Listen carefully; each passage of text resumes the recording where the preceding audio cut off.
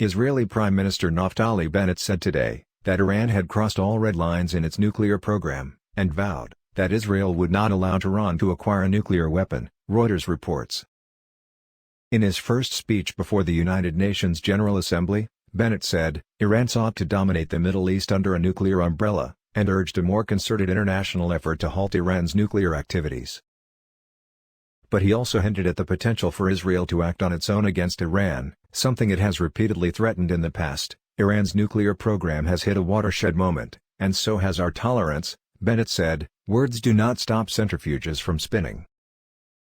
Bennett, a far-right politician, who ended Benjamin Netanyahu's 12-year run as prime minister in June, wants U.S. President Joe Biden to harden his stance against Iran, Israel's regional arch-foe. He opposes the new U.S. administration's efforts to revive the 2015 Iran nuclear deal that Biden's White House predecessor, Donald Trump, abandoned in 2018.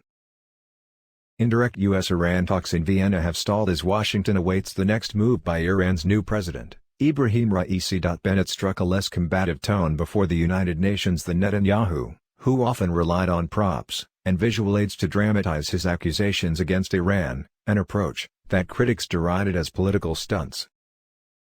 But Bennett has been just as adamant as Netanyahu was, in pledging to do whatever is necessary to prevent Iran, which Israel views as an existential threat, from building a nuclear weapon. Iran denies it is seeking a bomb. Iran's nuclear weapons program is at a critical point. All red lines have been crossed, inspections ignored, Bennett said. They're getting away with it.